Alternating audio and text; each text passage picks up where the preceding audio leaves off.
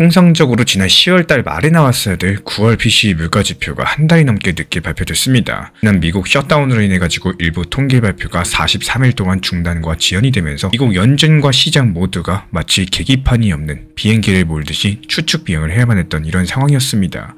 다행히도 공개된 숫자는 나쁘지 않았는데요.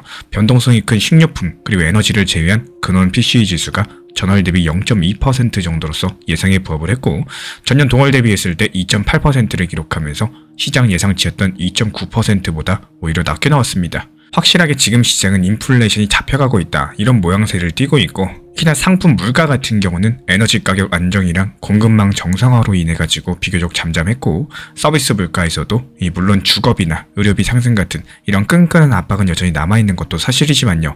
전체적으로 봤을 때 완만한 둔화 추세로서 발표가 됐습니다. 그리고 시장은 잠깐 안도했습니다. 드디어 물가가 목표치 2%를 향해 가는구나. 하지만 곧 긴장감이 다시 퍼졌는데요.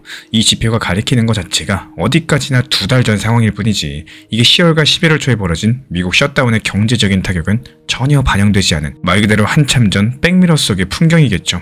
실제 경제는 이미 식어가고 있을 수가 있는데 연준이 과거 지표만 보고 있다면 판단 착오를 할 수가 있겠습니다. 바로 이런 이유들로서 현재 시장은 PCE 숫자 자체보다는 앞으로 열리게 될 12월 10일 연방공개시장위원회 FOMC를 더 주목하고 있다는 거. 이 미국 연준 파월 의장을 비롯해가지고 연준 위원들이 이 낡은 데이터를 어떻게 해석을 할지 그리고 새로 펼쳐진 경제 현실을 얼마나 유연하게 받아들일지 이게 앞으로의 운명을 가릴 변수가 되겠습니다. 지난 43일 동안 이어진 이 초장기 미국 셧다운 사태는 단순한 예산 다툼으로 치부할 수 있는 해프닝은 아니었습니다. 2025년 7월 가까스로 통과됐던 이른바 One Big Beautiful Bill 법안. 이한테는 크고 아름다운 법안으로 유명했었죠. 이게 바로 복지 세제 구조를 크게 뒤흔들면서 미국의 여야 갈등을 상당히 키웠었고 그리고 그 여파가 새해 예산안을 둘러싼 정면 충돌로 이어진 구조적인 정치 충돌이었습니다. 이 트럼프 대통령이랑 공화당은요 줄였었던 메디케이드 그리고 저소득층 지원 예산 기조를 유지하려고 했었고 민주당은 이런 것들을 되돌리려고 하면서 강력하게 맞섰다라는 거. 여기에 트럼프 행정부가 의회를 우회하면서 예산 지출을 사실상 취소하려는 이런 포켓 리서션 카드까지도 만지작거렸는데 이런 긴장감 속에서 새해 예산안은 끝내 기한을 넘겼고요. 10월 1일부터 연방정부 문이 닫히는 초유의 사태가 시작됐던 겁니다. 그리고 셧다운의 충격은 실물 경제 곳곳에 스며들었다라는 거. 이 수백만의 연방 공무원의 급여 지급이 중단됐고요. 저소득층 식비를 책임지는 SNAP 프로그램 자금도 바닥을 보이기 시작을 했습니다. 연방정부랑 계약된 민간업체들 같은 경우는 대금 지급이 밀리면서 유동성에 타격을 받았고요. 소비 심리는 빠르게 얼어붙으면서 의회 예산국은 이런 것들로 인해서 2025년 4분기에 미국 GDP 성장률이 상당 부분 떨어졌을 것으로 추산을 하고 있어요. 여기서 문제가 되는 게 뭐냐? 미국 연준이 이제서야 받아든 PCE 보고서에서는 이런 셧다운 쇼크의 영향이 전혀 담겨있지 않다라는 겁니다. 이 중앙은행의 통화정책은 그 자체로 시차를 두고 효과를 내는데 지금처럼 뒤늦은 데이터로 인해 가지고 앞날을 결정해야 되는 상황이라면은 이 잘못된 타이밍에 정책을 내놓을 위험성이 커지겠죠. 그래서 이번 FOMC에서 파월 의장이 얼마나 신중하면서 유연한 태도를 보일지가 중요하다라는 목소리가 커지는 겁니다. 말 그대로 이미 식어가는 경기에 대고 긴축의 고삐를 늦추지 않는 과잉 긴축을 범하게 된다면요. 이 되돌리기 어려운 상처가 남을 수가 있기 때문이겠죠. 연준이 안개 속에서 다시 계기비행으로 돌아오려고 한다면은 지금 눈앞에서 벌어지는 현실을 직시하는 용기가 필요한 순간입니다. 그래도 한 가지 다행인 거는 이번에 지연 발표된 물가지표 덕분에 12월 10일 FOMC에서 연준이 드디어 첫 번째 금리 인하를 단행할 것이다. 이런 예상이 상당 부분 기정사실화되고 있다는 건데요. 이 시카고 상품거래소의 페드워치에 따르면은 이번 시장은 이번 회의에서 이 기준금리를 0.25%포인트 내릴 가능성을 90%에 가까운 수준으로 보고 있습니다. 인플레이션이 목표에 가까워지고 있다는 안도감 그리고 셧다운 이후에 경기 둔화를 방어하기 위한 이런 선제적으로 대응해야 된다는 필요성들이 맞물린 결과예요. 하지만 진짜 쟁점은 그 이후부터입니다. 2026년 이 금리 경로에 대해서 월가 주요 기관들의 전망은 크게 엇갈리고 있는 상황인데요. 뜨만삭스 측에서 비교적 매파적인 시나리오를 내놓고 있어요. 이들의 기본 그림은 이렇습니다. 2026년 상반기까지는 금리 인하 기조가 이어지겠지만 이 트럼프 2기 행정부가 추진할 관세 인상 그리고 대규모 감세 정책이 하반기부터 경기를 과열시키고 이런 과정에서 인플레이션 압력이 다시 살아날 수 있다는 거. 결국에 미국 연준이 2026년 이 하반기부터 금리 인하를 멈추면서 다시 한번 경계태세를 강화할 것이다라는 전망입니다. 골드만 측에서 최종금리 이른바 터미널 레이트가 3.0에서 3.25% 수준에서 바닥을 찍을 것으로 보고 있고, 물가가 완전히 2%대에 안착하기 전까지는 늘 긴장 상태를 유지해야 된다는 메시지예요. 반면에 JP모건은 거시 전망 자체는 조금 더 완화적이지만 그렇다고 해서 금리 인하를 마냥 크게 보지도 않습니다. 이들이 셧다운의 충격을 딛고 미국 경제가 다시 성장 궤도에 올라설 경우에 아직까지 탄탄한 노동시장 때문에 임금발 인플레이션 압력이 상당 기간 지속될 수 있다고 보고 있다는 거. 그래서 2026년 한 해 동안 연준이 많아야 한두 차례 정도만 추가 인하를 단행할 것이다. 이런 다소 신중한 견해를 내놨습니다. 쉽게 말씀드리자면은 시장이 현재 기대하는 것처럼 예전의 초저금리 시대로 돌아가는 게 아니라 어느 정도 높아진 수준의 금리가 중장기간 유지되는 이런 중금리 시대에 적응을 해야 된다는 조언인데요. 그렇기 때문에 이렇게 서로 다른 시나리오들이 쏟아진다는 사실, 이거 자체가 2026년 거시 환경이 어느 한쪽으로 매끄럽게 흘러가기보다는 불확실성이 증폭되는 시기가 될 수 있다는 것들을 보여주고 있습니다. 미국이 셧다운 후폭풍에 휩싸여 있는 사이에 이 지구 반대편 동아시아에서는 또 다른 종류의 충격파가 일어나고 있습니다. 나비 효과라는 표현이 어울릴 정도로 이 한 국가의 정치, 경제적인 선택과 다른 국가의 통화정책 변화가 맞물리면서 현재 전 세계 흐름을 흔들고 있는 상황인데요. 특히나 일본의 통화정책 전환이 일본 안에서 끝나는 문제가 아닙니다. 일본은행 BOJ는 물가 안정을 위해서 저금리 시대의 문을 서서히 닫겠다 관련 신호를 보내주고 있는데, 이 시장은 BOJ가 조만간 기준금리를 한 차례 더 올릴 가능성을 높게 보고 있고, 그 기대에 따라서 일본 국채금리, 특히나 단기물과 장기물이 10년 만에 높은 수준까지 올라섰습니다. 근데 문제는 여기서부터죠. 지난 수십 년 동안 전 세계 금융시장 구석구석으로 흘러들어간 엔캐리 트레이드 자금들이 이 변화에 어떻게 반응을 하느냐입니다. 엔캐리 트레이드 같은 경우는 초저금리 엔화를 빌려서 고금리 자산이나 위험 자산에 투자하는 전략인데요. 일본 금리가 올라가면은 더 이상 이런 전략들이 예전만큼 이득을 내지 못하게 됩니다. 그러면 시장 투자자들은 언젠가부터 쌓아두었던 포지션을 정리하기 시작을 하는데, 엔화 부채를 줄이기 위해서 해외 자산을 매도하고 엔화를 사들이는 방향으로 움직이는 거예요. 이렇게 되면은 가장 먼저 타격을 받는 게 바로 미국의 기술주, 신흥국 자산, 그리고 비트코인, XRP 같은 이런 위험 자산들입니다. 실제로 BOJ의 매파적 발언이 이어질 때마다 일본 증시 니케이 지수가 조정을 받았고, 비트코인과 주요 알트코인들도 동시에 흔들리는 이런 장면들이 반복이 되어 왔다라는 거. 여기서 시장 참가자들 머릿속에는 늘 똑같은 질문이 떠오르죠. 지금 이런 조정이 이 단순한 숨 고르기인지, 아니면은 엔캐리 자금이 본격적으로 빠져나오기 시작한 신호인 건지. 그리고 시선을 다시 미국 증시로 옮겨보면요, 이 중장기 전망에서도 비슷한 갈림길이 보인다는 겁니다. 미국 월가의 또 다른 검을 모건 스탠리 측에서는 2026년에도 미국 증시의 독주가 이어질 가능성에 무게를 두고 있다는 거. 이들이 S&P 500 지수가 향후 12개월 안에 7,800포인트까지 상승할 수 있다 관련 전망을 내놨습니다. 여전히 현재 미국이 세계 경제의 핵심 기관차 역할을 할 것이라는 뜻인데요. 다만 상승을 이끄는 동력에는 변화가 있을 것으로 바라보고 있어요. 지금까지 시장을 주도해왔던 이른바 매그니피센트 7, 이 초대형 기술주에 더해서 인공지능 투자 열기가 소프트웨어, 서비스, 중소형 성장주로 옮겨붙으면서 시장 전체에 온기가 퍼질 것이라는 그림입니다. 원자재 시장에 대해서도 모건 스탠리는 뚜렷한 견해를 내놓고 있는데요. 구리, 즉 코퍼를 2026년 최고의 투자 자산 후보로 꼽습니다. 노후화된 전력망, 인프라 교체 투자랑 인공지능 데이터 센터 확충으로 인해 가지고 전력 수요 급증이 동시에 맞물리게 되면은 이 구리는 구조적인 공급 부족을 겪을 수 있다는 분석입니다. 또 반대로 알루미늄이랑 리튬에 대해서는 생산 과잉과 재고 부담으로 가격 조정 가능성을 경고하고 있는데요. 전기차 배터리랑 경량 소재 수요 덕분에 한동안 각광받았었지만 이 공급이 너무 빨리 늘어나면서 2026년에는 한 차례 숨고르기를 할 수 있다는 판단입니다. 요약드리자면요, 이 작년의 승자가 올해의 승자가 아닐 수 있으니까 너무 테마에 취하지 말고 민첩하게 포트폴리오를 조정해라 관련 조언이었습니다. 그리고 JP모건은 여기서 한 걸음 더 나아가서 2026년을 일종의 생산성 혁명의 시간으로 바라봅니다. 이들의 시각에서 인공지능이 단순한 유행 기술이 아니라요, 이 기업 이득과 경제 성장의 구조를 다시 짜는 촉매제이기 때문인데요. 미국 기업들의 생산성 지표가 눈에 띄게 개선된다. S&P 500 지수가 2026년 말쯤에는 8,000포인트에 도달하는 이런 시나리오 충분히 가능한 범위 아니라고 바라봅니다. 하지만 통화정책과 관련해서만큼은 여전히 신중한 태도를 유지해주고 있는데요. 연준이 생각만큼 빠르게 돈줄을 풀지 않을 수 있다. 이런 점들을 강조하면서 이 시장 투자자들한테는 0%대 금리에 길들여졌던 과거를 잊어라라고 경고하고 있습니다. 그 대신에 중간 수준의 금리 환경에서도 이 꾸준히 높은 이득을 낼 수 있는 기업, 그리고 인공지능 도입을 통해서 비용 구조를 획기적으로 개선할 수 있는 기업, 이런 기업들을 찾아야 될 때라고 말해주고 있어요. 다시 말해서 낮은 금리를 바라기보다는 이 높은 이득을 만들어낼 수 있는 비즈니스를 바라보라는 현실적인 조언입니다. 세계 최대 자산운용사 블랙록 측에서는 한 번 더 큰 틀에서 시장을 바라보려고 합니다. 이들이 앞으로 시장을 움직일 거대한 힘들을 묶어서 메가포스라는 이름을 붙였는데요. 인공지능 혁명, 지정학적인 공급망 재편, 인구 고령화, 저탄소 에너지 전환 같은 이런 흐름들이 앞으로 10년 동안 세계 경제의 골격을 바꿀 것이다라는 시각인데요. 이 블랙록이 이런 시대에는 단순하게 인덱스를 따라가는 패시브 전략만으로는 충분하지 않다라고 강조합니다. 말 그대로 거대한 구조 변화의 파도 속에서 진짜 승자를 골라내는 능동적인 운영대, 액티브 투자가 중요해졌다라는 주장이고요. 인공지능을 예로 들자면은 이미 대형 기술주들은 많이 올라와 있지만요. 여전히 초기 단계인 분야들이 많이 존재합니다. 이 반도체 인프라라거나 전력에너지 회사, 데이터 센터를 보유한 리츠처럼 2차, 3차 수혜를 누릴 수 있는 자산들이 앞으로 각광받을 수 있다는 해석인데요. 그리고 여기서 눈여겨보셔야 될 게 대체 자산, 특히나 디지털 자산에 대한 시각 변화입니다. 이 블랙록이 포트폴리오 다각화 관점에서 이제 암호화폐 같은 자산을 완전히 외면해서는 안 된다라고 말해주고 있어요. 지난 몇 년 동안 혹독한 조정을 거치긴 했었지만 비트코인이랑 일부 디지털 자산들은 이 점점 제도권에 편입되고 있고 규제틀이 정비되면서 하나의 신흥 자산군으로 자리 잡아가고 있다는 판단인데요.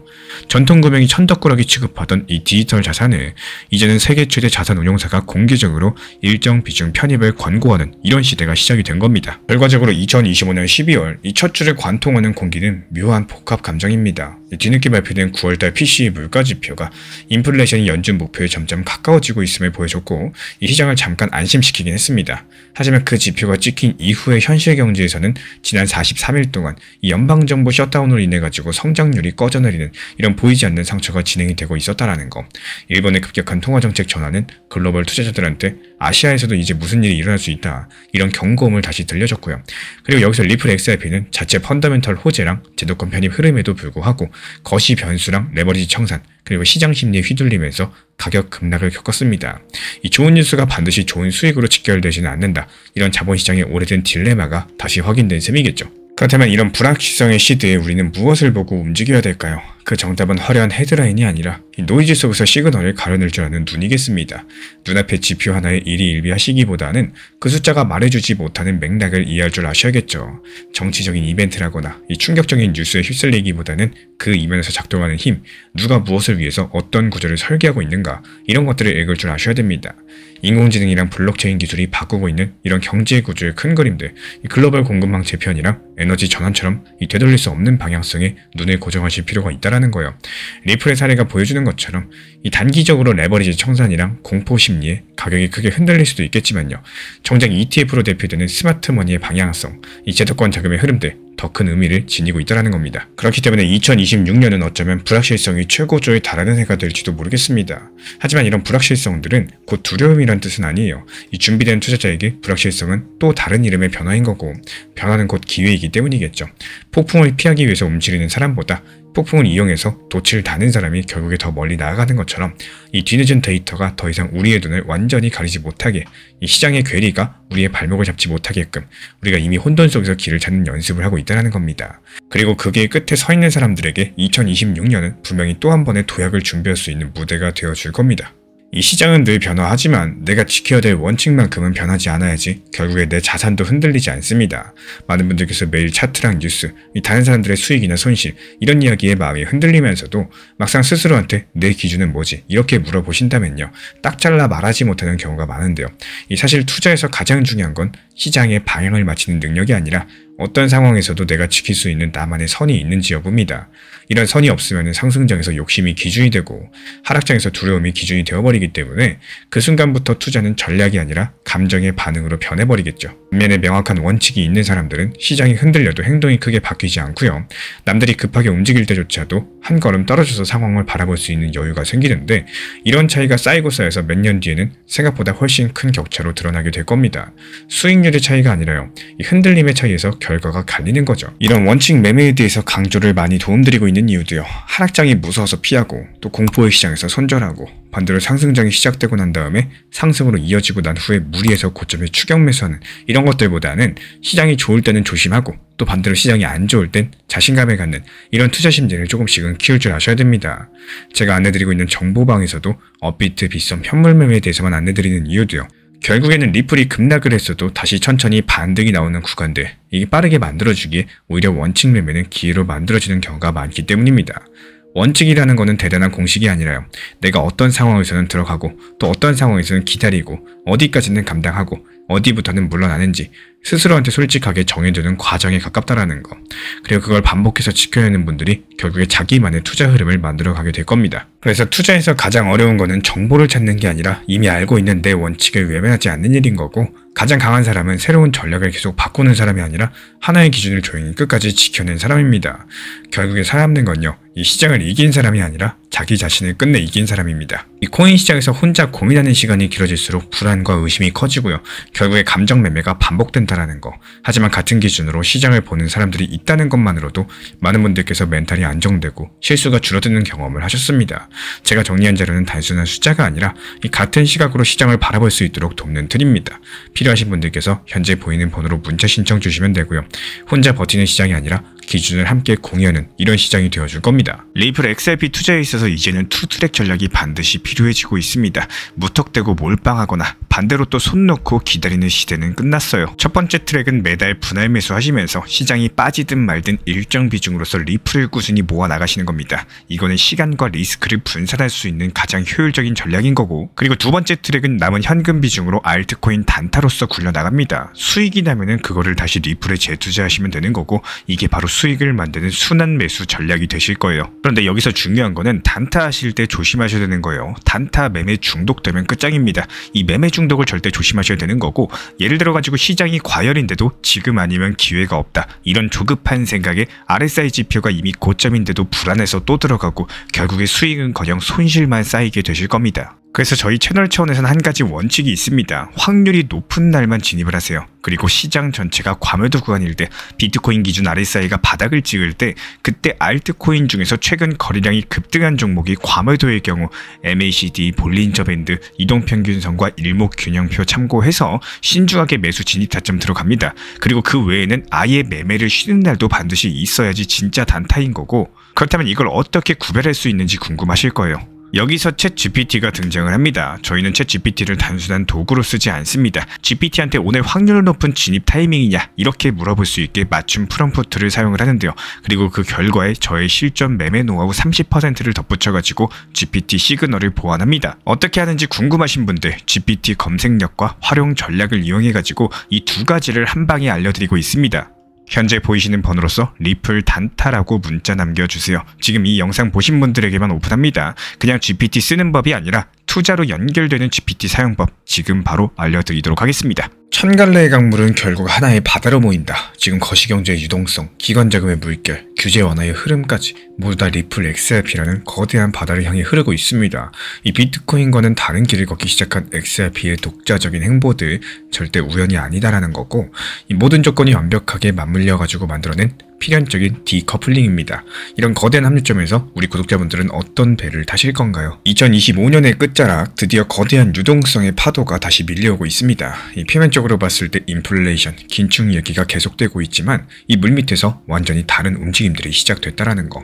바로 XRP가 암호화폐 시장에서 비트코인과 결별하면서 디커플링을 보이기 시작을 한 겁니다. 왜 XRP만 따로 움직일 수가 있을까요? 오늘은 뉴스 헤드라인 뒤에 숨어있는 거대한 기계장치, 이 거시정책과 금융 권력, 그리고 XRP를 둘러싼 보이지 않는 손들의 설계까지도 하나의 흐름으로 풀어드려 보도록 하겠습니다. 먼저 거시경제의 방향 전환, 이 피벗 신호입니다. 지난 1, 2년간 이 5%가 넘는 미국 채금리는요, 암호자산 시장에 막대한 기회비용을 부여하면서 폭압처럼 작용을 했습니다. 변동성이 큰 코인을 들고 있을 유인 자체가 없었겠죠. 근데 불과 며칠 전 이 12월 1일에는 뱅크 오브 아메리카 측에서 폭탄 선언을 남겼는데요.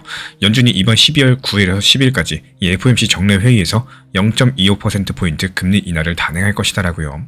심지어 내년 6월과 7월에도 두 번 더 금리 인하하면서 최종금리 3%대까지 낮출 거란 전망을 내놨습니다. 그동안 연준이 1월 달에는 회의를 잘 하지 않았었기 때문에 투자자들이 말해주는 1월 달 금리 인하 기대감은 사실상 12월 결정, 그리고 1분기 초의 정책 가이드가 자산 가격에 미리 선반영되는 현상을 뜻합니다.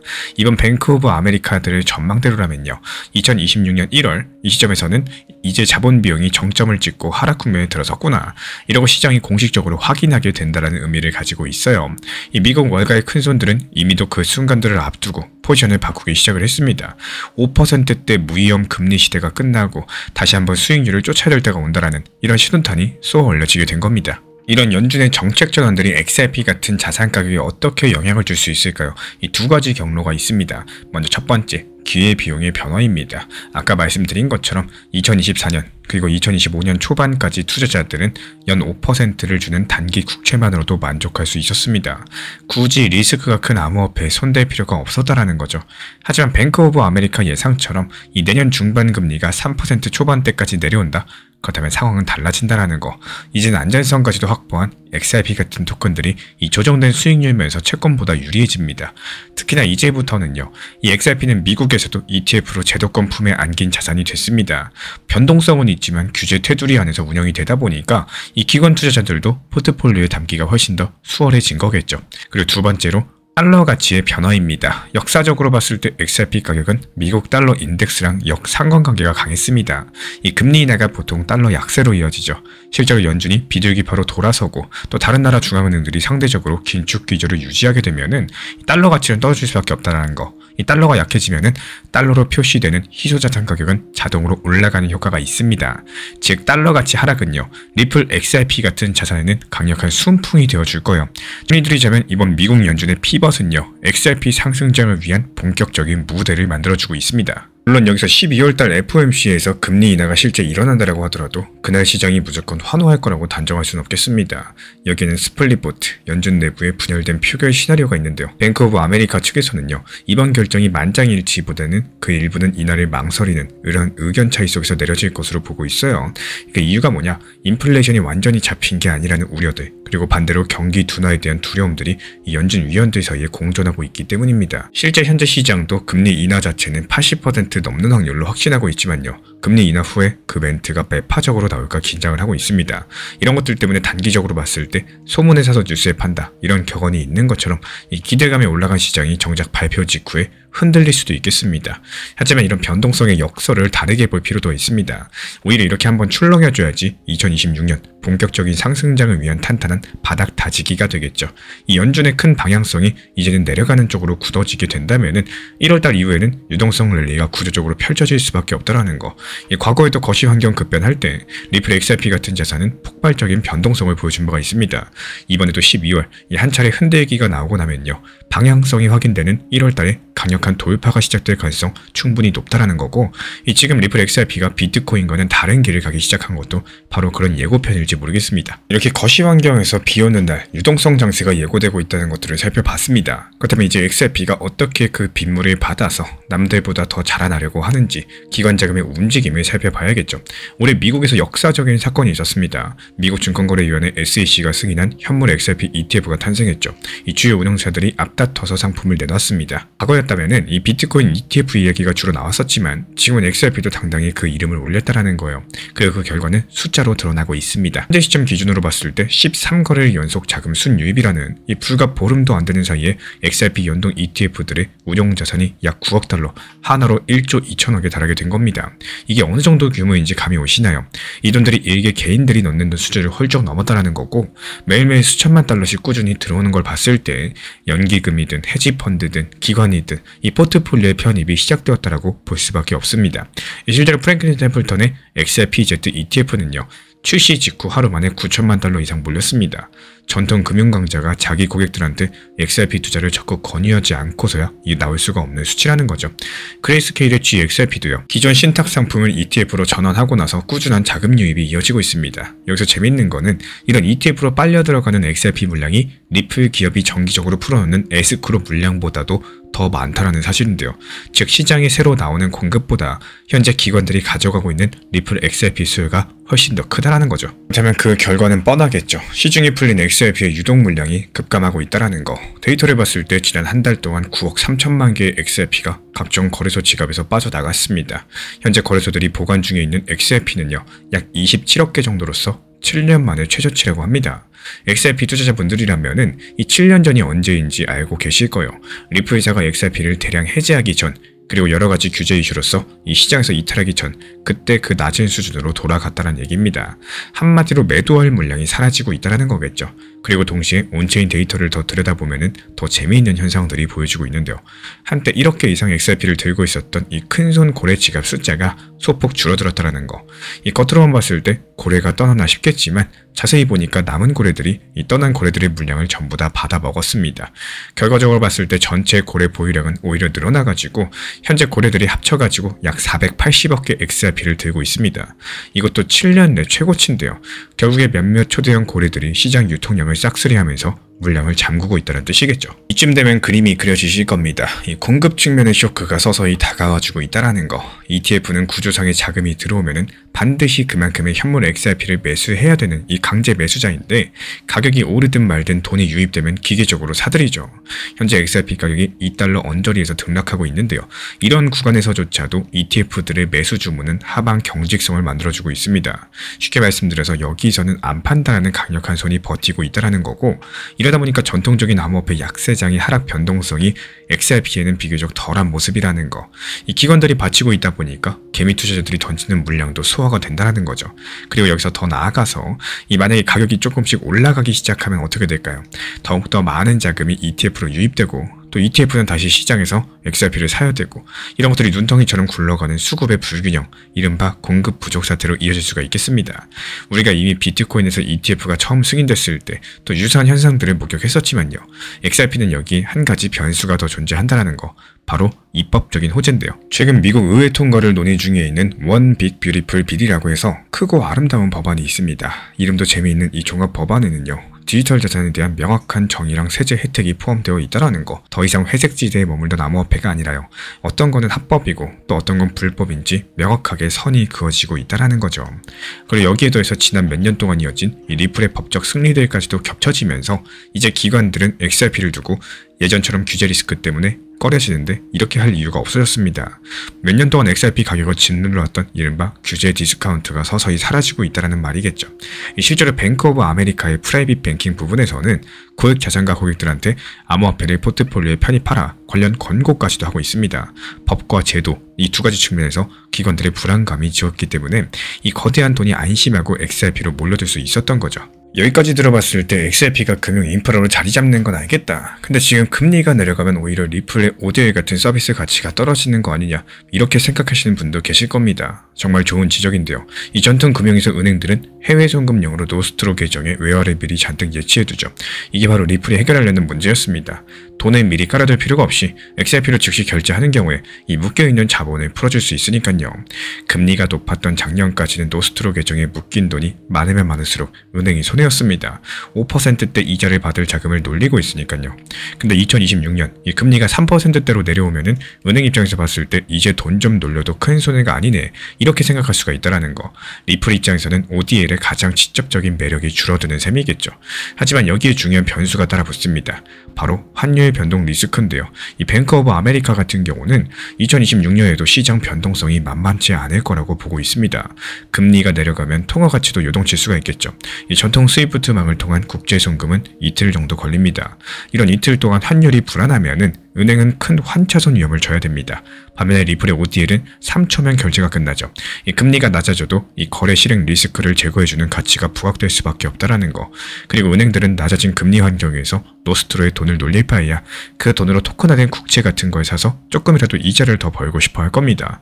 그리고 필요할 때만 ODL로 3초 만에 자금을 보내주면 되기 때문에 결국에 금리가 떨어져도 돈은 계속 굴러야 된다는 이런 은행의 인센티브는 변함이 없고요. 오히려 저금리일수록 수수료 절감이나 환차손 방지가 더더욱 중요해질 수가 있겠습니다. 그리고 스위프트도 가만히 있지 않죠. 이 글로벌 결제망의 제왕이라고 불리는 스위프트가 최근에 변화를 모색하고 있습니다. 2025년 들어서 블록체인 기반 결제 실험들을 잇따라 발표했는데요. 특히 지난 11월 시티은행과 함께 블록체인상에서 국제 송금을 시험해서 성공적이었다는 소식도 전했습니다. 언뜻 봤을 때 스위프트가 드디어 현대화에 성공한 거 아니냐, 뭐 이렇게 보이실 수 있어요. 하지만 이 뉴스를 깊이 들여다보시면은 오히려 리플의 선견지명을 증명해주는 셈이라는 거. 이 거대 은행들이 이제 블록체인 기술을 반드시 채택해야 될 무언가로 인식하기 시작했다는 의미니까요. 리플이 지난 10년 동안 구축해왔던 네트워크가 이미 상용화돼가지고 전세계 수십억 달러를 실시간 처리하고 있습니다. 거기에 대해서 이제는 구제적으로도 문제가 없다라는 확인까지도 받았죠. 반면에 스위프트는 이제서야 개념 검증 단계를 밟고 있다라는 거. 이 결국에 게임은 기울어진 운동장에서 시작되는 셈입니다.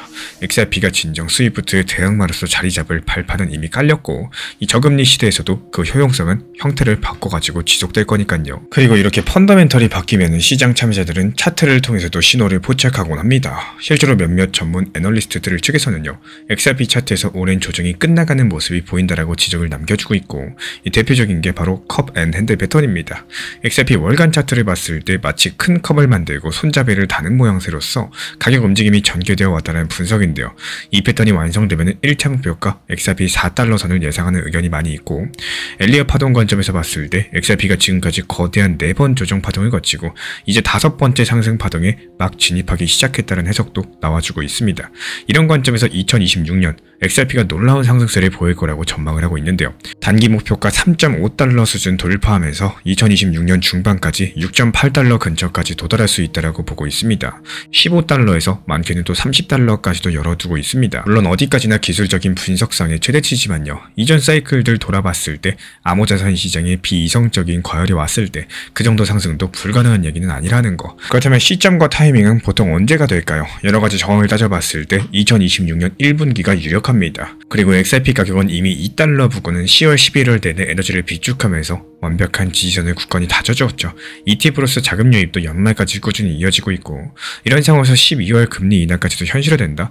다가오는 2026년 1월 엄청난 유동성 파티가 시작되는구나. 이런 투자 심리가 폭발할 수가 있다는 거예요. 수적으로 잡더라도 내년 1월달 2.7달러, 낙관적으로 2.8달러까지도 단숨에 치고 갈 수 있다는 계산이 나와줍니다. 그리고 1분기 전체로 봤을 때 3.5달러 이상도 충분히 가능하다는 의견이 많이 존재하는데요. 이 결국의 관건은 미국 연준이 얼마나 비둘기파적인 스탠스로 돌아서느냐, 그리고 거시경제가 연착륙이나 무착륙으로 이 최악의 시나리오만 면하는지 여부입니다. 이런 조건만 충족되면 위험자산 랠리가 펼쳐질 텐데요. XRP는 그 자체 호재들을 업고 그 폭을 훨씬 더 키울 준비를 마친 셈이겠습니다. 여기서 재밌는 거는 인공지능 분석 모델들도 비슷한 수치를 말해주고 있다는 겁니다. 이번에 챗GPT 기반의 시뮬레이션 모델은요, 2026년 말까지 XRP 가격을 약 6.8달러 정도까지 상승할 것으로 예상을 했습니다. 이 모델이 ETF를 통한 예상 자금 유입 규모 한 150억에서 250억 달러 정도, 그리고 금리 환경 변화, 이런 것들 변수로 넣어서 산출했다고 하는데, 공교롭게도 앞서 언급드린 엘리엇 파동의 중간 목표치랑 거의 일치하죠. 이 펀더멘탈과 기술적인 분석들, 심지어 알고리즘 모델까지도 향하는 방향성이 똑같다는 게 소름 돋죠. 지금까지 우리는 2026년 XRP 슈퍼사이클의 밑그림을 그려봤습니다. 이 거시경제적인 유동성의 귀환들, 그리고 XRP를 둘러싼 제도권 편입 드라마가 어떻게 교차하면서 하나의 거대한 상승 파도를 빚어내는지 살펴봤는데요. 결론적으로 말씀드리자면은 2026년 1분기 이 시장에는 비대칭적인 기회의 창이 열리고 있습니다. 연준의 금리 피벗어나는 출발 신호였었고요. 기관 자금의 엔진은 이미 시동이 걸렸다라는 거. 우리 구독자분들께 드리고 싶은 말씀은요, 이 과열은 대비하시되 그 이전에 오는 기회의 단서들도 놓치지 말자라는 겁니다. 데이터랑 펀더멘털은 이미 우리한테 귀뜸해주고 있죠. 지금 XRP 시장에 벌어지는 조용한 변화들은 향후 수개월 내에 폭발적인 움직임으로 표면화될 수가 있겠습니다. 물론 투자 판단은 각자의 몫이겠지만 제가 강조드리고 싶은 건 이런 흐름을 읽는 눈입니다. 12월달 연준 회의 전후로서 변동성이 커질 수 있겠죠. 어쩌면 세력들이 마지막으로 개미들을 털어내는 흔들기가 나올 수도 있겠습니다. 하지만 큰 물줄기는 이미 방향을 틀었습니다. 이런 거시경제적인 유동성의 홍수, 그리고 기관들의 대이동, 그리고 XRP 생태계의 비약적인 성숙과 이 삼박자가 만들어낸 2026년의 시장, 결국의 핵심은 준비된 사람들만이 그 과실을 맛볼 수 있다는 점일 겁니다. 이 남들이 공포랑 의심으로 머뭇거릴 때 누군가는 보이지도 않는 설계도를 읽고 움직이고 있습니다. 지금 이 순간도 이런 거대한 자본의 이동이 진행 중이다라는 거고, 과연 XRP가 2026년 이 디커플링의 신화를 완성할 수 있을지 저와 함께 지켜보시죠. 이 시장은 정말 야속하게도 최근 저점일 때 가장 공포를 만들고 사람의 투자 심리를 최악으로 끌어내리도록 만듭니다. 정말로 속상하게도 이런 하락의 저점 구간에서 오히려 분할 매수할 수 있는 원칙 매매를 살리는 게 가장 좋겠죠. 이 사람의 투자 심리라는 게 공포에 휩싸여서 매도에 아쉬운 선택을 하는 경우가 발생을 하는데, 실제로 11월 21일 이 부분의 영상 보시면은 댓글 봤을 때 투자 심리가 너무 잘 보이는 현상과도 비슷합니다. 리또 속이다, 더 하락한다, 가격은 왜 이러냐, 400원까지 하락한다, 희망 고문이다, 2000원도 깨질 거다, 장밋빛 전망이다, 깡통코인이다, 여러가지 긍정의 말씀보다는 오히려 부정적인 말씀으로 적어주신 분들께서 훨씬 더 많으셨는데요. 물론 소중한 의견이고 방향성은 정해져 있는 게 아니기 때문에 투자 시장에 있어서 정답은 없다라고 생각을 합니다. 하지만 투자시장의 기본적인 심리를 최악의 투자 심리, 하락장의 끝부분에서는 반등과 다시 상승이라는 패턴이 어쩔 수 없이 따라오게 된다는 거. 즉 남들이 하락한다라고 해서 겁먹고 더 하락하는 게 아닌가? 남들도 손절했으니까 나도 매도해야겠다. 이런 심리는 내가 잘 모르니까 남들이 하는 방향으로 따라가야겠다는 심리는요. 내가 잘 모르니까 남들이 하는 방향으로 따라가야겠다. 이런 심리만큼 투자시장에서 위험할 수가 있기 때문에 만약에 지금 리플이 하락한다라고 했을 때 이게 기회의 하락인지 위기의 하락인지 정말로 잘 파악하셔야 된다고 생각을 해요. 이 당연하게도 투자시장에서 손절이라는 단어가 없을 순 없습니다. 다만 이런 손절이 내가 불안하고 무서워서 이 도망가고자 하는 손절인지 혹은 현실적인 판단으로 냉정하게 지금은 손절 부분이기 때문에 전진을 위한 일부 후퇴인지 냉정하게 볼 줄 아셔야 돼요. 리플이 급락했고 2,700원까지 하락했다라는 거는 이 평균 단가가 4,000원이었던 사람에게는 평단을 3,000원 초중반까지 내릴 수 있는 기회로 보는 관점들, 평단이 4,000원인데 2,700원까지 떨어졌다고 이 무서워서 다 팔고 그만둬야겠다는 관점으로 보는 사람, 이 두 명의 사람이 관점이 다르다고 해서 정답이 정해져 있는 건 아니겠지만요. 결국 11월 27일 이 두 가지 관점에서 서로 다른 선택을 한 리플 투자자분들은 한 명은 지금 웃고 있고요. 한 명은 지금 아쉬워하고 있을 겁니다. 위기의 시장은 반대로 정말로 두 번 다시 안 찾아올 기회의 시장일 수 있다는 거예요. 오늘 영상 도움되셨다면 이런 흐름들이 실제로 매수 매도에 적용하는 데 필요한 실전용 기준표도 함께 받아보시는 것들 추천드립니다. 영상에서 설명드린 내용들은 방향성이고 제가 정리한 기준표는 그 방향 안에서 실제로 움직이는 지점을 알려주는 지침서 같은 역할을 하는데요. 현재 보이는 번호로 편하게 신청 주시면 되고 혼자 보시는 것보다 훨씬 더 안정적으로 이 시장을 바라보실 수 있을 겁니다. 현재 제가 안내드리고 있는 정보방 입장에 대해서 관심이 있으신 분들이 최근에 많아지셨습니다. 간단하게 한번 설명드려 보도록 하겠습니다. 먼저 항상 무슨 일이 있어도 업비트, 빗썸, 현물 매매로서만 안내드리고 있기 때문에 원칙 매매를 잘 활용하시는 것들을 추천을 드려요. 이 세 가지 방으로서 안내를 드리고 있는데요. 첫 번째로 가장 구독자분들께서 관심 있어 하시는 리플 전용방입니다. 리플 전용방에서는 말 그대로 리플에 대해서 집중적으로 단기 고점과 저점, 그리고 장기적인 관점에 대한 타점과 리플에 대한 시장 브리핑을 안내드리는 방이고요. 이 리플 전용방에서 안내드리고 있는 정보방 타점으로 단기 고점과 단기 저점에 대한 타점을 활용을 하시되 신경 쓰는 매매가 아니라 목표가에 미리 걸어놓고 미국 시장이 활발한 새벽 시간대 혹은 업무 시간대도 신경 안 쓰면서 수익 실현과 저점 추가 매수 타점을 활용하는 방향으로서 안내 도움 드리고 있어요. 리플에 무조건 장기적으로만 보는 게 아니라 메인 비중은 장기적으로 보유하시되 일부 비중은 단기 고점과 저점을 살려가면서 비중과 수량을 늘려나가고 평균 단가를 낮추는 전략으로서 운영하시는 것들을 항상 추천을 드립니다. 그리고 두 번째로 단기 타점의 종합방입니다.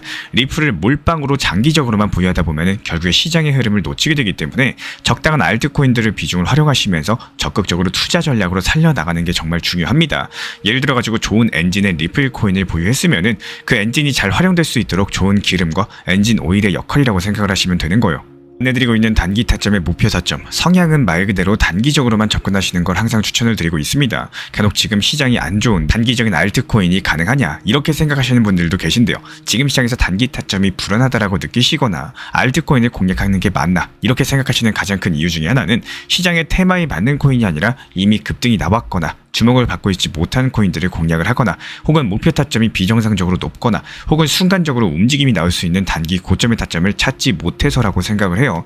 결국에 투자 시장은 순환적으로만 흘러가기에 적당한 알트코인들을 비중에 맞춰가지고 병행하면서 여기서 나온 수익들로 리플의 단기 저점 매수의 계획을 통해 가지고 하나의 톱니바퀴처럼 움직이도록 내 포트폴리오를 구성을 할 줄 아셔야 됩니다. 타점은 말 그대로 단기 타점답게 수익 실현하고 나면 사실 그 이후에 더 상승하던 떨어지던 크게 신경 쓸 필요가 없겠죠. 시간 또한 바빠가지고 걱정할 필요가 없는 게 항상 말씀드린 이런 목표 타점에 미리 걸어두면은 신경을 쓸 필요가 없다는 점을 반드시 생각을 하셔야 됩니다. 그리고 세 번째로는 종합 브리핑방인데요.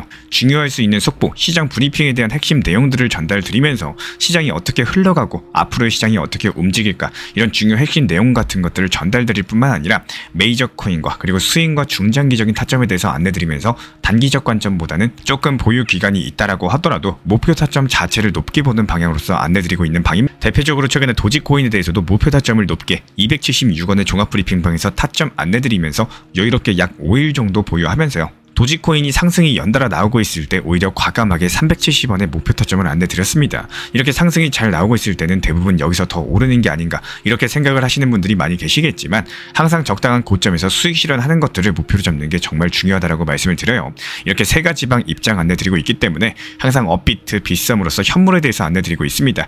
비중 조절과 원칙 매매를 통해서 일하거나 바쁜 와중에 신경 쓰시는 매매보다는요, 여유롭게 매도 걸어놓고 편하게 신경 안 쓰시면서 제대로 운영하시기를 추천을 드리겠습니다. 위대한 변화는 결코 우연히 일어나지 않는다라고 합니다. 이 준비된 필연이 만들어낸 결과라는데요. 리플 CEO의 이번 자신감 넘치는 예언이 절대 망상이 아니라는 겁니다. 금리 인하, 기관 자금, 기술 혁신이라는 이 세 가지 거대한 톱니바퀴들이 한치의 오차도 없이 맞물려 돌아가는 소리입니다. 다가오는 2026년, 이 초강세장은요, 운이 좋은 사람이 아니라 필연적인 구조를 읽고 준비한 사람들의 것이 될 겁니다. 2026년에서의 암호화폐 시장은요, 그냥 단순 강세장이 아니라 구조적으로 설계된 초강세장일 가능성이 큽니다. 요즘 시장을 봤을 때 표면적인 뉴스들, 여전히 인플레이션, 성장 둔화, 지정학적인 리스크, 얘기가 정말 많죠. 근데 자산시장 차트를 조금만 멀리서 보시면은 또 다른 그림이 그려지고 있습니다. 이 금리라는 게 꼭대기에서 내려오고 있고, 주식과 위험자산은 새로운 고점을 향해서 움직이고 있고, 그 중에서도 암호화폐는 한 발 앞서가지고 그 다음 사이클을 준비 중에 있죠. 그리고 이 그림 한가운데 리플 CEO가 딱 던진 한 문장이 걸리고 있습니다.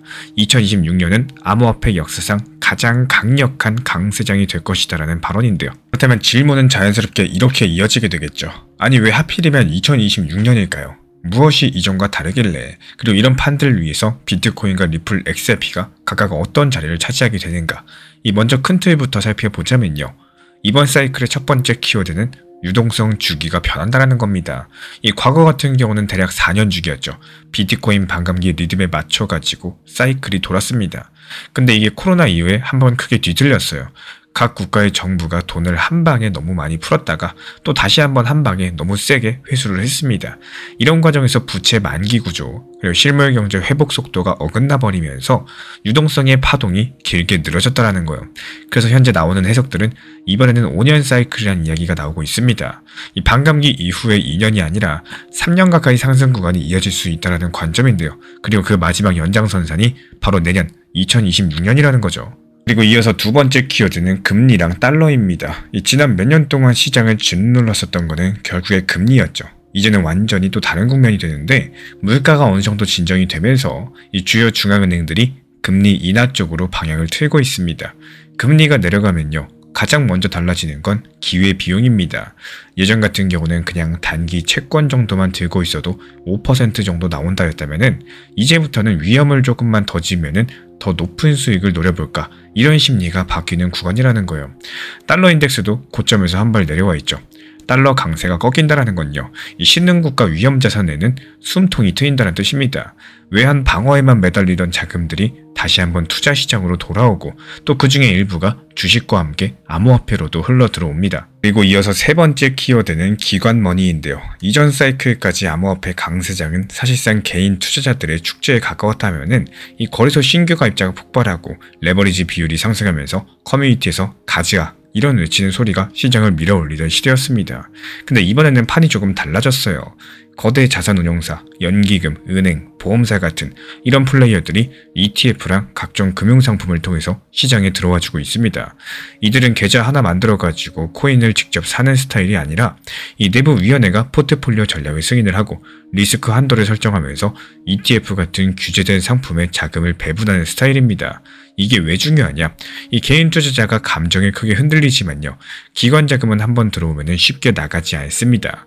특히 포트폴리오의 1에서 3% 수준으로서 전략적인 배분이 이루어지기 시작을 한다? 그러면 이거는 단기 트레이딩이 아니라 새로운 자산군으로 인정됐다는 신호겠죠.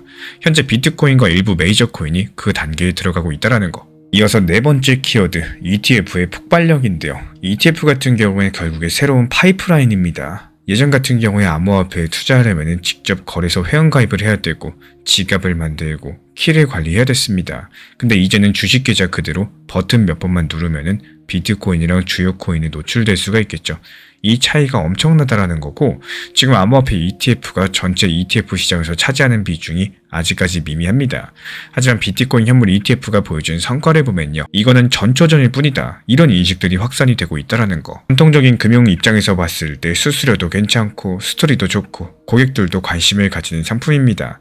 자연스럽게 비트코인 다음 이더리움 그리고 특정 알트코인들로서 이 상품 라인업이 확장될 가능성이 크겠죠.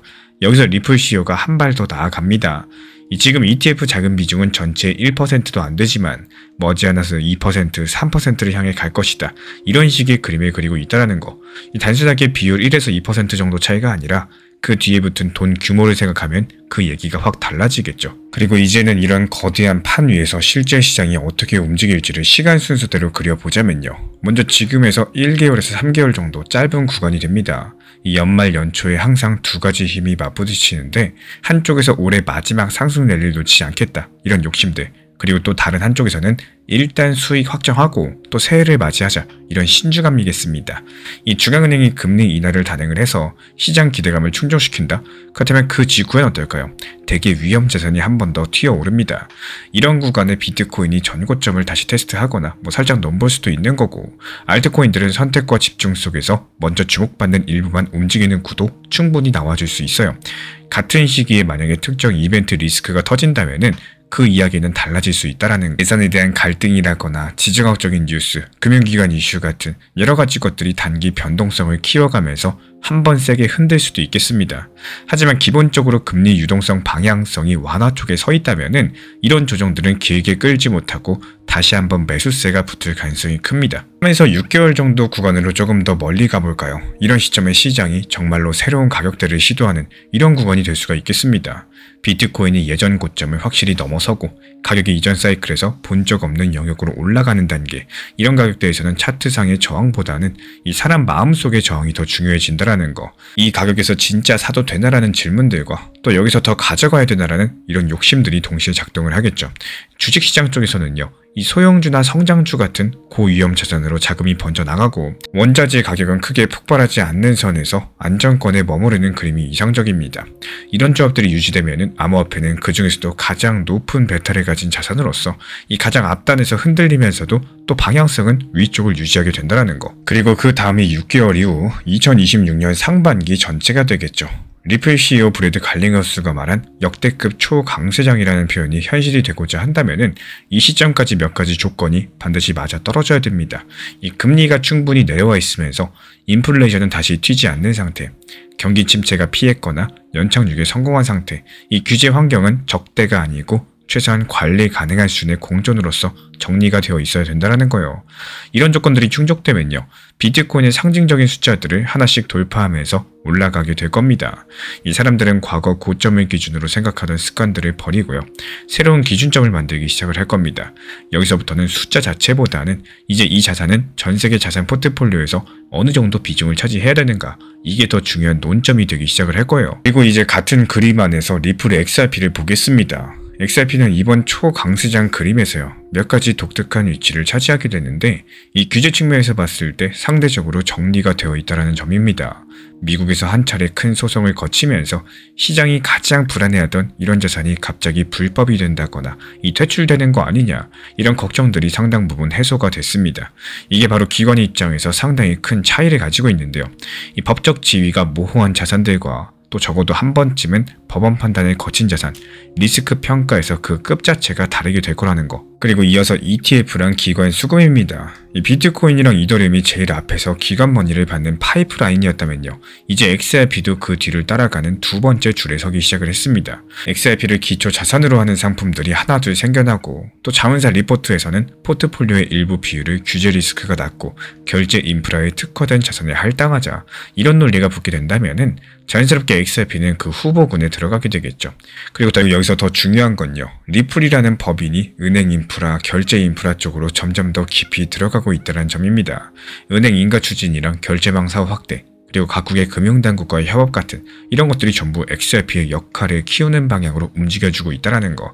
이게 단순한 가격 자료를 넘어서 구조 자체를 바꿔버리는 강력한 요소겠죠. 이어서 스테이블 코인, 그리고 RWA, 그리고 리플 레저입니다.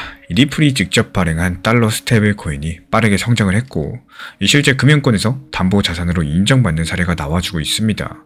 이 스테이블 코인이 리플 레저랑 이더리움 위에서 동시에 유통이 되면서 하나의 다리 역할을 해주고 있죠. 한쪽 끝에는 기존 금융권의 달러가 있고 또 다른 한쪽 끝에는 디파이, 토큰화 자산, 국경 간의 결제가 있습니다. 이 둘을 잇는 중간 허브 역할을 리플 레저가 맡게 된다. 자연스럽게 XRP는 그 위에서 움직이는 가치 교환의 브릿지 자산이 되어줄 거라는 거. 이 RLUSD 같은 스테이블 코인은요, 여기서 윤활유 역할을 해줄 거고 각종 RWA 프로젝트는 실제 자산 역할을 하는 구조입니다. 이어서 국제 결제 표준과의 연결인데요. 전 세계 은행들이 쓰는 결제 메시지 표준이 바뀌면서 그 언어를 이해하는 인프라만이 앞으로의 주류가 될 겁니다. 이 리플 레저랑 리플 넷 같은 경우는 이 표준에 맞춰가지고 설계 조정이 되어 왔었고 실제 몇몇 은행과 결제 기업에서 테스트랑 상용 서비스를 통해서 그 효용성을 검증해 왔습니다. 여기서 중요한 포인트는요. 이 은행이 기존 시스템을 완전히 바꾸지 않고도 비교적으로 부드럽게 XRP 기반 유동성을 활용할 수 있는 이런 구조들이 이미 마련되어 있다는 점인데요. 시스템 전체를 갈아엎는 게 아니라 이 백엔드 일부를 교체하거나 또 붙여 넣는 정도로도 참여가 가능해진다는 거. 그렇다면 채택 속도는 생각보다 더 빨라질 수가 있겠죠. 이어서 커뮤니티랑 심리를 꼽아볼 수가 있겠습니다. 이 XRP가 싫든 좋든 이미 하나의 거대한 커뮤니티를 가진 자산입니다. 오랫동안 묶여있던 홀더들이 정말 많고요. 여러 번의 악재를 버티면서도 남아있던 자본이 있습니다. 이런 커뮤니티가 강세장에서 양날의 검이 되겠죠. 기대감이 폭발하면 상승 달력이 더 붙겠지만 한계점이 가까워졌을 때는 한꺼번에 차익 실현 욕구가 터져 나옵니다. 그래서 XRP는 위로 열려있는 구간에서의 탄력, 그리고 고점 근처에서의 변동성, 이 둘 다 강력한 자산이 될 가능성이 크다라는 거. 리플 CEO의 이번에 강한 톤의 발언 자체가 현재 커뮤니티에서는 추가적인 확신을 주는 에너지원이 되어줄 겁니다. 지금 시장은 분명히 과거에 얼어붙었었던 분위기에서 한참 올라와 있습니다. 이 공포에서 회복으로 또 희망과 낙관 단계로 넘어가는 중인데요.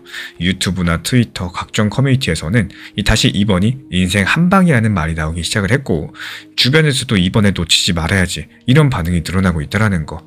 이럴 때일수록 중요한 건요. 이 방향성보다 태도입니다. 초강세장이 올 가능성이 충분히 있다라고 할지라도 그 안에서 살아남는 사람과 소리 소문 없이 휩쓸려 나가는 사람의 차이는 결국에 기준점과 원칙이겠죠. 여기에 대해서는 이 시나리오에 대해서 둘 다 준비하는 태도가 반드시 필요하다는 말씀 드리고 싶어요. 정말로 2026년 상반기까지 비트코인과 XRP를 포함한 암호화폐 전체가 역대 최대 강세를 보여줄 수 있습니다. 그리고 동시에 예상보다 빠르게 변곡점이 찾아올 수도 있습니다. 이 두 가지 다 머릿속에 그려 놓으시면서 만약에 A라면은 나는 이렇게 할 거다. B라면은 저렇게 할 거다. 이런 식으로 자신만의 계획을 미리 써두는 게 중요하다라는 말씀 드리고 싶습니다. 그리고 이어서 레버리지랑 현금 비중인데요. 역대급 강세장은 항상 중간에 역대급 조정을 동반했습니다. 30%, 40% 이렇게 빠지는 구간들이 몇 번씩 있었었죠. 이때 여유 자금이 있는 사람들은 기회로 만드셨었고 또 레버리지로 버티던 사람들은 계좌가 날아가셨습니다. 이 강세장을 누리시되 한 번쯤은 뒤를 돌아볼 수 있는 이런 여유를 남겨두는 것이 현명한 태도겠죠. 다음으로 역할을 기준으로 보는 관점입니다. 이번 사이클의 핵심은 단순한 가격 상승이 아니라 이 비트코인이 포트폴리오의 디지털 금으로서 XRP랑 일부 인프라 코인들이 금융 백엔드의 한 축으로 편입되는 이런 구조적인 변화입니다. 이런 구조를 이해하고 투자하시는 사람과 그냥 단순하게 숫자만 보고 뛰어드는 사람의 결과 당연히 시간이 지날수록 달라질 수밖에 없겠죠. 이 거시 유동성, 금리, 달러, 기관돈들, 그리고 ETF나 XRP를 포함해가지고 여러가지 금융 인프라 구조가 서서히 같은 방향을 가리켜주고 있기 때문입니다. 다만 이런 강세장을 내 것으로 만들 수 있을지 여부는요. 이 시장이 아니라 각자의 준비에 달려있다는 사실 기억해 주시기 바랍니다. 시장이 잠깐 숨을 고르는 건지 아니면 더 깊은 조정을 준비하고 있는 건지 아무도 확신할 수 없는 구간에 들어오면요. 이 사람들의 마음부터 먼저 흔들리기 시작을 하는데 이때 대부분 차분하게 상황을 바라보시기보다는 불안감에 떠밀려서 뭔가 더 해야 될 것 같은 이런 기분에 사로잡히게 되고 또 평소라면 절대 하지 않았을 선택까지도 고민하게 되십니다. 하지만 돌이켜보면요. 오히려 이럴 때일수록 새로운 종목을 찾고 더 과감한 전략을 고민하시기보다는요. 이미 스스로 세워둔 계획과 투자 리듬을 얼마나 지켜내고 있는지를 점검하는 것들이 훨씬 더 중요한 순간인 것 같고 결국의 차이는 여기서 벌어지기 시작을 합니다. 가격이 내려갈수록 계좌의 숫자는 초라해지고요. 처음 가졌던 확신도 점점 희미해질 수가 있겠지만 그럼에도 불구하고 왜 이 자산을 선택했는지, 얼마만큼의 시간과 리스크를 감당하기로 했는지 이 스스로에게 다시 한번 상기시킬 수만 있다면 그 하락의 시간은 단순한 손실의 구간이 아니라 내 투자 기준이 단단해지고 있는 과정이라고 볼 수가 있겠습니다. 이 지금의 흔들림이 나를 무너뜨리는 게 아니라요. 오히려 내 안의 약한 부분을 보여주고 보완하게 만드는 시간이라고 생각을 해보시면은 이런 시기는 피하고 싶은 구간이 아니라 반드시 거쳐야 될 훈련의 구간일지도 모르겠습니다. 사실상 수익은 언제든지 다시 만들어 볼 기회가 있지만요. 이런 상황에서 무너진 멘탈과 습관을 다시 세우는 것은 훨씬 더 어렵기 때문에 당장의 수익률보다 더 중요한 거는 내가 이 흐름을 어떤 자세로 버텨내고 있는지겠죠. 이 남들보다 더 잘하려고 하시기보다는 남들처럼 흔들리지 않으려고 노력을 하고 있는지, 하루하루 스스로의 선택을 돌아보면서 조금씩이라도 차분함을 쌓아가고 있는지, 바로 이런 부분들이 시간이 지날수록 큰 차이를 만들어내게 될 겁니다. 그래서 요즘 같은 구간은 수익을 만들어내는 시간이 아니라요, 오히려 지키는 연습을 하는 시간이다라고 생각을 하면서 조급함보다 꾸준함을 선택하는 습관, 두려움보다 원칙을 다시 잡는 태도, 그리고 단기적인 수치보다 긴 흐름을 바라보는 시선을 길러가는 시기라고 받아들이는 게 좋습니다. 이런 과정을 버텨낸 사람만이 나중에 다가오는 상승장에서 흔들리지가 않고 또 자기 몫을 챙길 수가 있게 되고, 결국에 이 시장에서 오래 살아남는 사람은 가장 똑똑한 사람이 아니라 가장 끝까지 자기 자리를 지킨 사람이라는 거 잊지 않으셨으면 좋겠습니다. 이 코인 시장은 하루의 오르내림만 보고 판단할 수 있는 단순한 시장이 아닙니다. 특히 리플의 XRP라거나 비트코인처럼 이 장기 구조가 중요한 자산들은 그 흐름을 꾸준하게 관찰하면서 지금 시장이 어느 단계에 있는지 차트랑 심리 그리고 수급을 함께 묶어서 이해할 줄 아셔야지 손실을 줄일 수가 있는데요. 그래서 제가 매일매일 직접 체크하는 가격 구간들, 이 시장 심리가 어디서 꺾이고 또 어디서 다시 살아나는지 여기에 대한 흐름들을 정리해서 드리고 있습니다. 필요로 하신 분들은 현재 번호로 신청 주시면 입장 도움 드리도록 하겠습니다. 혼자 고민하는 시간 줄여드리기 위한 기준선을 제공드리도록 하겠습니다. 그리고 이어서 최근에 신사 채널에서 실제로 보여드린 단기 매매 기록을 바탕으로서 왜 이렇게 폭락작이 올 때 어떤 사람들은 멘탈이 완전히 무너지고 또 어떤 사람은 오히려 기회를 잡을 수 있는지 그 차이점을 하나씩 설명드려 보도록 하겠습니다. 이 결론부터 말씀드리자면 정말 간단한 원리인데요. 폭락장에서 기회를 잡는 사람은 폭락하기 전에 이미 현금을 만들어 둔 사람들입니다. 이 당연한 말이 왜 실제 매매에서 이렇게 어려운 걸까요? 흔히 이렇게들 많이 말씀하시죠. 싸지면 사야지, 빠지면 죽는다, 기회가 오면 들어갈 거다. 근데 현실은 정반대입니다. 빠지기 시작하면 무섭고 불안하고 더 빠질 것 같고 지금 사는 게 맞나 의심이 되면서 손이 움직이지 않습니다. 그 이유는 현금이 없기 때문인데요. 자신의 돈을 들여가지고 매수를 해야 될 때 이 사람은 반드시 겁을 먹게 됩니다. 하지만 이미 가지고 있던 포지션을 덜어내고 그 자리에 만든 현금은 심리적으로 쓰기가 쉬운 돈이라는 거. 그렇기 때문에 폭락장의 가장 큰 무기, 가장 큰 기회는 좋은 물린코인이 아니라요, 폭락 전에 확보한 현금입니다. 그렇기 때문에 시장에서 살아남는 원리는 정말로 단순합니다. 팔아야지 내 돈이에요. 그리고 팔아야지 시장에서 살아남습니다. 이 사람들은 기다리다가 고점 지나가면 후회하시고 폭락이 시작되면 멘탈이 무너지시고 상승장에서만 매도 버튼을 생각하십니다. 하지만 실전 매매의 기본은 정반대라는 거. 이 단기 고점이 보이면 미리 걸어두고 체결되면 그걸로 현금 비중을 확보하는 것이 가장 큰 원칙입니다.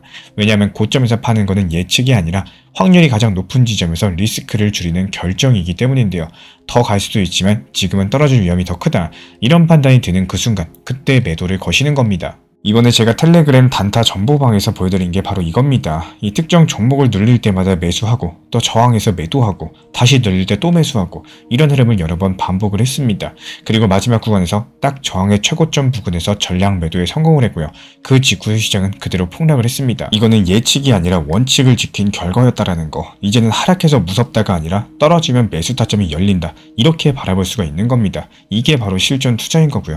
이 타점 매매라는 게 말로만 들으면 쉬워 보이겠지만 실제로 따라가려면 타점과 투자 심리, 속도, 거리량 해석 이 모든 것들이 하나의 흐름으로 연결이 됩니다. 영상 보면서 나는 혼자 힘들겠다, 실전 흐름들 같이 보고 싶다 이런 분들은 현재 보이는 번호로 문자 신청 주시면 입장 도움 드릴 거고요. 이 사실 정보가 부족해서 손실을 보진 않아요. 정보는 시중에 넘쳐납니다. 진짜 중요한 건 그 정보를 언제 어떻게 써야 되는지겠죠.